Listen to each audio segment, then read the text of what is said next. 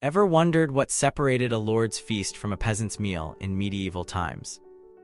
Could food really define your entire social status? Did the rich and poor truly live in different culinary worlds? Number 10. The Great Spice Divide. Did you know that pepper was once worth its weight in gold, like literally? Medieval nobles flaunted their wealth through their spice cabinets in ways that would make today's foodies blush with envy.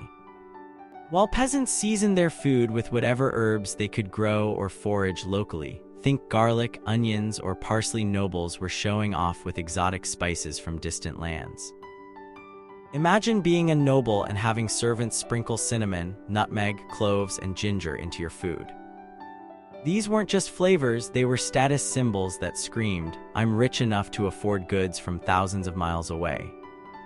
Spice traders became fabulously wealthy by supplying these luxuries to Europe's elite, creating trade routes that would eventually change world history. Peasants, meanwhile, relied on simple flavor enhancers like salt when they could get it. Salt wasn't just for taste, it was essential for preserving food through harsh winters when fresh options weren't available. But even salt was heavily taxed, making it a precious commodity that peasants used sparingly. The difference was so stark that you could literally taste someone's social class in medieval Europe just by sampling their dinner. The spice gap wasn't just about taste preferences. Nobles believed many exotic spices had medicinal properties, giving them yet another perceived advantage over the common folk. Nutmeg was thought to prevent the plague, while cinnamon was considered good for digestion. Whether these remedies worked or not, the psychological comfort of having access to such medicines created yet another divide between those who could afford them and those who couldn't. Number 9. The sweet tooth status symbol. Have you ever paid hundreds of dollars for a dessert? Medieval nobles practically did.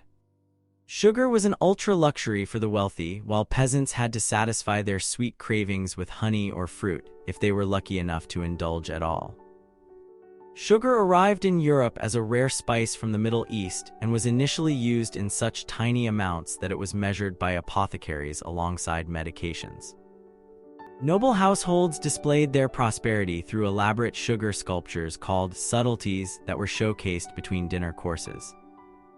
Imagine a sugar castle or a sugar swan gracing your table just to show guests how filthy rich you were. While the lord of the manor was enjoying these sweet treats, peasants might sweeten their porridge with a drizzle of honey from their own beehives or wild honey they'd collected and risked bee stings for. Fruit was seasonal and preserving it was challenging without sugar, so peasants often had to go without sweetness for months at a time. By the late medieval period, tooth decay became known as the noble disease because wealthy people were the ones consuming enough sugar to rot their teeth. Ironically, having blackened teeth became somewhat fashionable among the upper classes because it signaled you could afford sugar, a bizarre beauty standard by today's terms. Number 8. Meet the medieval class marker. Could a single food group define your entire social standing? In medieval times, it absolutely did. Nobles gorged themselves on an astonishing variety of meats, while peasants were lucky to get a few morsels of fatty pork. The aristocracy's tables groaned under the weight of game birds, venison, rabbit, mutton, beef, and exotic meats like peacock or swan. Hunting was a privilege reserved for the nobility, with harsh poaching laws that could mean death or mutilation for peasants caught hunting in royal forests. When a noble went hunting, it wasn't just for food. It was a social event that demonstrated both their leisure time and exclusive rights to certain animals. Meanwhile, peasant families might keep a pig as their most valuable possession, fattening it all year before slaughtering it in the winter. Every single part of that pig was used, the meat preserved as bacon or ham, the fat rendered into lard for cooking, the intestines used for sausage casings, and even the bladder repurposed as a ball for children. Chickens were more valuable for their eggs than their meat, and fish might be available on fast days, but substantial portions of animal protein were rare treats rather than daily fare. The difference wasn't just in quantity, but in freshness and quality too. Nobles preferred their meat roasted, a cooking method that wastes fat and requires lots of fuel, while peasants made stews that stretched small amounts of meat with vegetables and grains. This practical approach to cooking reflected not just economic necessity, but also the reality that peasant hearth fires were used for warmth as much as cooking, making long simmering pottages an efficient use of resources. Number 7. Bread, white for the wealthy, dark for the downtrodden. Did you know your bread color could instantly reveal your social status in medieval times? White bread was the Instagram-worthy food of its day, a luxury that only the upper classes enjoyed regularly. Making white flour was incredibly labor-intensive before modern milling techniques. Grain had to be ground and then sifted repeatedly through fine cloth to remove the bran and germ, resulting in significant waste of precious grain. Only those who didn't have to worry about food scarcity could afford this inefficiency. The whitest bread, called manchet bread, was reserved for the highest tables, while slightly less refined loaves might be served to noble household servants. Peasants, by stark contrast, ate dark, coarse bread made from rye, barley, or mixed grains including oats and beans, whatever was available and affordable. Rather than wasting any part of the grain, their flour contained everything, making a nutritionally superior product, though medieval people didn't realize this. They just knew that whiter bread was more expensive and therefore more desirable. The expression "the upper crust" actually comes from medieval dining customs. The top portion of bread loaves served at noble tables was often lighter in color, less exposed to the oven floor, and given to distinguished guests, while the darker bottom parts went to servants or the poor. In times of famine, peasant bread became even more basic, with desperate families adding ground acorns, ferns, or other fillers to stretch their precious grain. These emergency breads were bitter and potentially harmful to health when consumed over time, but they staved off immediate starvation. Number 6. The fresh versus preserved divide. How would you feel eating the same preserved foods for months on end? That was reality for medieval peasants, while nobles enjoyed fresh variety year-round thanks to their vast estates and staff. Noble households coordinated food supply chains that would impress modern logistics companies. With land scattered across different climate zones and teams of servants dedicated to food production, wealthy families could enjoy fresh vegetables, fruits, and herbs significantly beyond their natural growing seasons. Castle gardens produced early crops through careful selection of sheltered growing spots, and exotic fruits might be grown in rudimentary greenhouses on the southern walls of great estates. Peasants relied heavily on preserved foods to survive winter and early spring, the dreaded hunger gap, when stored foods ran low before new crops were ready. Their preservation techniques were remarkably resourceful. Cabbage became sauerkraut, milk became cheese, fruit became dried treats if they were lucky, and meat became salt pork or smoked hams. By late winter, meals became increasingly monotonous and nutritionally limited. The contrast extended to storage capabilities too. Noble kitchens had specialized rooms for different types of food preservation, cold storage cellars for keeping dairy and certain fruits fresh, dry storage for grains, and separate areas for smoking meats. Peasant cottages might have a single storage solution, perhaps a small cellar under the floor or ceiling hooks for hanging foods away from mice. This preservation gap created not just differences in taste, but in health outcomes. The seasonal vitamin deficiencies that plagued peasants during late winter were much less common among the nobility, who could maintain a more varied diet throughout the year. The spring appearance of the first green vegetables was a literal lifesaver for many peasant communities, ending months of nutritional scarcity. Number 5. Feasting versus famine, the portion paradox. Ever gone to a restaurant where rich people order tiny, artistic plates while working-class folks pile their plates at buffets? Medieval eating habits were the complete opposite. Noble feasts featured massive portions and numerous courses, while peasants ate just enough to survive. Medieval banquets were displays of conspicuous consumption that would make modern influencers look subtle. Records from royal feasts describe dozens of dishes served in multiple courses, with guests sampling rather than finishing each offering. The point wasn't efficient nutrition but spectacular display, showing you had so much food you could waste it. A feast held by the Duke of Burgundy in 1468 reportedly featured a pie containing 28 musicians who began playing when the crust was broken. Peasants, meanwhile, centered most meals around a single pottage, a thick soup or stew that combined whatever ingredients were available, simmered in a perpetual cauldron that might rarely be emptied completely. New ingredients were added as old portions were consumed, creating a continuous meal that was economical and practical for people who couldn't afford to waste anything. The quantity gap extended to drinking as well. Noble tables flowed with wine and ale served in abundance, while peasants carefully rationed their home-brewed beverages. While both classes drank alcohol, often safer than water, the quality and quantity created another visible divide between their experiences. Perhaps most telling was how each class viewed fasting. Religious observances required everyone to avoid certain foods on particular days, but nobles turned these restrictions into opportunities for elaborate fish feasts and fancy non-meat dishes. Peasants, already eating minimal meat, barely noticed the difference during official fast days, another example of how religious practices affected the classes differently.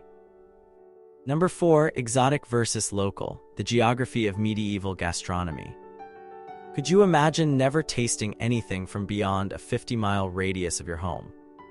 That was reality for most peasants, while nobles enjoyed international cuisine delivered at enormous expense. For the medieval aristocracy, imported foods weren't just nutrition, they were conversation pieces that demonstrated worldliness and connections.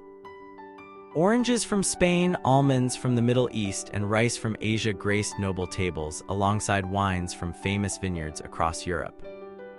Merchant ships and trade caravans transported these delicacies at great expense, with many items spoiling en route, making the survivors even more valuable. Peasants lived in a much smaller culinary world, with most meals coming from their immediate surroundings. Their ingredients weren't traveled but were undeniably fresh vegetables from their gardens, fruits from local trees, grains from nearby fields, and perhaps fish from the closest stream. The limitation wasn't just economic but practical. Without refrigeration or preservatives, food simply couldn't travel far without spoiling. The geographic divide affected even basic cooking fats. Nobles in Northern Europe might cook with olive oil imported from Mediterranean regions, while peasants used lard or butter produced from their own animals. Southern peasants used olive oil, but only the lowest grades, with the finest oils exported to wealthy customers elsewhere. This strict localization meant that peasant diets varied enormously from region to region, creating distinctive local cuisines. What an English peasant ate differed significantly from a Spanish or German peasant's diet, while noble cuisine showed more international standardization as recipes and techniques traveled along with luxury goods. Number 3. The table culture chasm.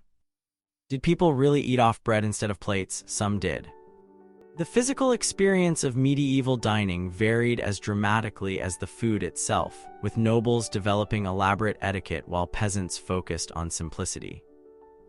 Noble dining was performance art involving specialized equipment we'd barely recognize today.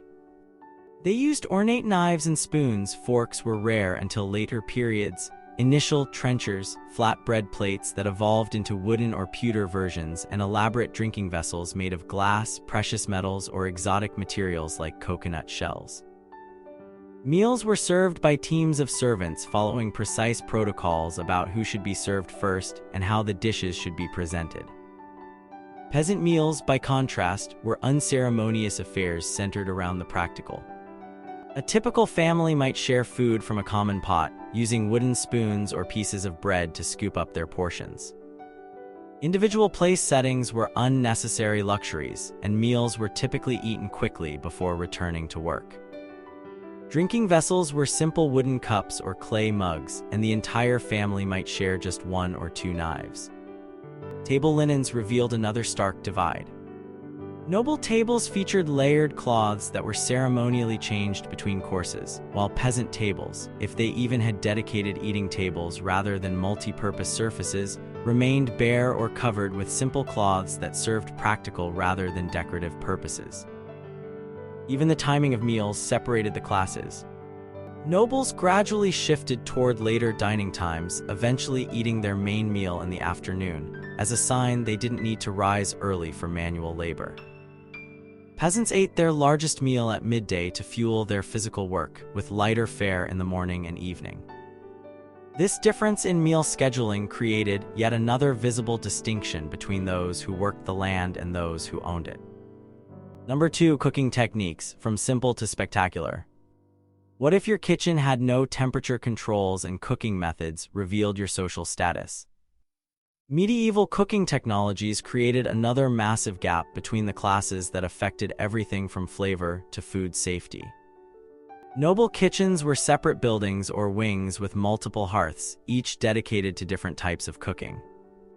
Special equipment allowed for precise cooking methods like spit roasting, broiling, baking in ovens, and even creating delicate pastries requiring controlled temperatures. Professional cooks with specialized training operated these kitchens, creating dishes that required technical knowledge and artistic presentation, medieval versions of today's celebrity chefs. Peasant cooking centered around a single hearth that served for both cooking and heating the home. Most food was prepared in a cauldron suspended over the fire, limiting techniques to boiling, simmering, and occasionally frying in small amounts of fat. Without separate ovens, bread was baked in communal village ovens for a fee or as ash cakes cooked in the embers of the fire. The lack of cooking options limited flavor development but maximized efficiency for busy working families. The contrast in cooking skill was particularly evident in the treatment of leftovers. Noble kitchens transformed yesterday's roasted meats into today's elaborate meat pies, while peasants simply added leftover pottage to tomorrow's pot. Noble cooks were expected to create visual spectacles, dishes disguised as other objects or foods dyed in bright colors using expensive natural colorants like saffron. Peasant cooking prioritized substance over style, with appearance being irrelevant compared to caloric value. Fire management also created divides. Noble kitchens could maintain different cooking temperatures simultaneously using multiple hearths, while peasants had to plan their cooking around a single fire that served multiple purposes. This technological gap made certain dishes simply impossible in peasant homes, regardless of ingredient availability. Number 1. The health consequences, unexpected nutritional ironies. Would you rather eat like a medieval king or a medieval farmer? The answer might surprise you. The dietary division between classes created unexpected health outcomes that complicate our understanding of privilege. Nobles suffered from diseases of excess that would be familiar to modern medical professionals: gout from consuming too much meat and alcohol, kidney stones from dehydration and rich foods, and obesity from excessive consumption of refined carbohydrates and fats.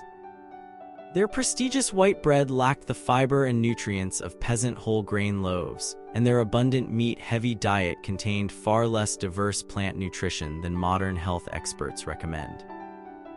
Peasants faced different health challenges: seasonal malnutrition during the hunger months before harvest, potential vitamin deficiencies in late winter, and the constant threat of famine if crops failed.